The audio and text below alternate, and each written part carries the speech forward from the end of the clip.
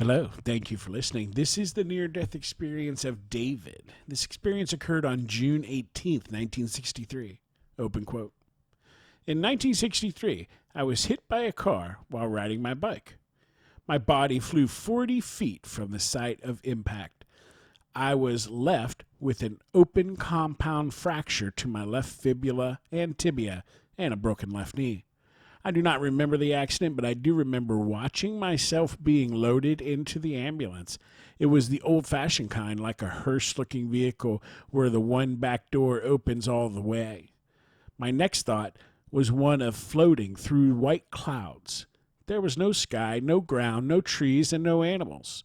I was floating toward an open gate where the light coming from beyond the gate was brighter than the sun, but soft enough that you could look at it. I saw a long line of people, 4 or 5 abreast, going into the gate. As I approached the gate, I was greeted by my grandmother and what I knew to be her sister, although we had never met.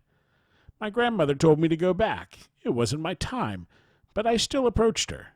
After much meditation on the experience as to whether there were arms and legs, I remembered my grandmother's sister raised her arm out of the mist and pointed and said, "Look." As I turned and looked, I saw an ambulance going down the road, about to go under an overpass. As I turned back to my grandmother, I opened my eyes and I was back in the ambulance and we were going under that overpass.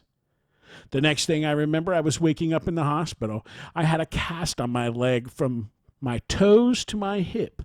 The first thing I said to my mother, who was rubbing my temples when I woke up, was, "I saw Grandma." "Shh," she said, "we'll talk about that later."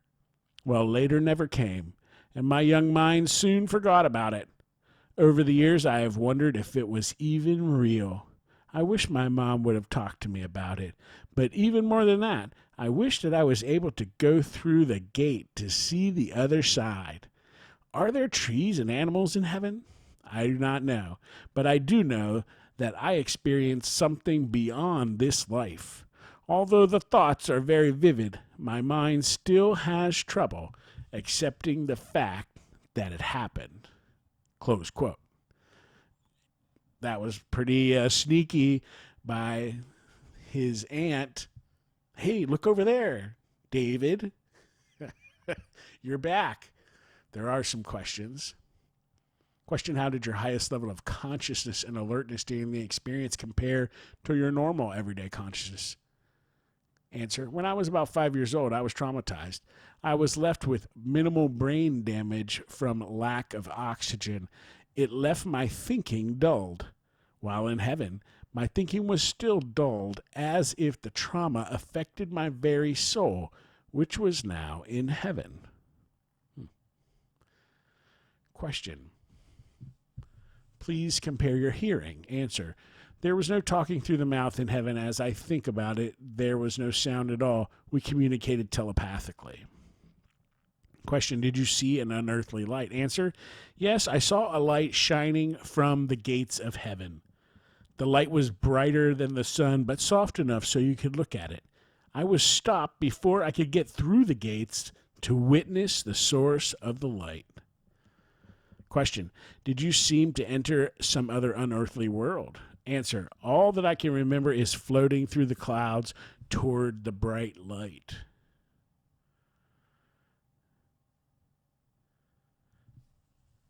Question: during your experience, did you gain special knowledge or information about your purpose? Answer: it's uncertain.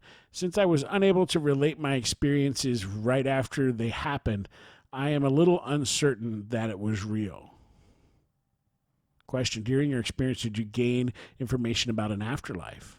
Answer: I experienced a life-threatening event and almost died and almost made it to heaven. Question: what life changes occurred in your life after your experience? Answer: slight changes in my life. Not much changed until years later when I started remembering and meditating on my experience.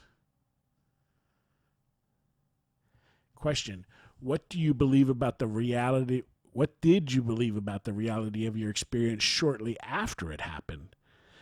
Answer: experience was probably not real. I was 11 years old. My young mind could not perceive it, and no one talked to me about it. What do you believe about the reality of your experience now? Answer: experience was probably real. I wish I could feel it was real with all my heart. Question: have you ever shared this experience with others? Answer: yes, 50 years later. I told my doctor and my priest. My priest was amazed, and the doctors just gave me more drugs. Question: are there one or several parts of your experience that are especially meaningful or significant to you? Answer: I only wish I could have gone through the gate. End questions. Thank you for listening. Have a great day.